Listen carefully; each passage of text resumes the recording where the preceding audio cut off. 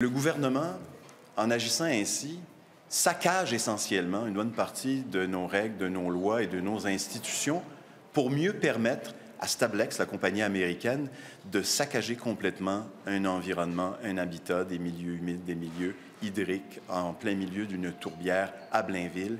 Et c'est, je pense, le plus grand scandale de la législature et, je dirais, des dernières années. Il y a de nombreux citoyens, oui, de Terrebonne, mais aussi de toute la région de la Naudière et de toutes les Laurentides qui se sont tournés vers moi pour parler de ce dossier-là parce qu'ils n'obtenaient pas, eux, de réponse de la part de leurs députés de la CAQ.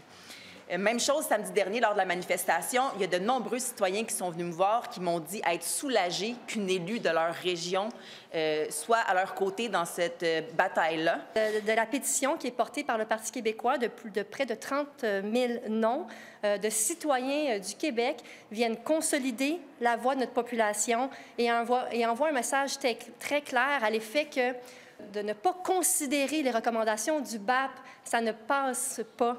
D'outrepasser les mécanismes de protection du territoire, de la municipalité et de la CMM, ça ne passe pas auprès de notre population.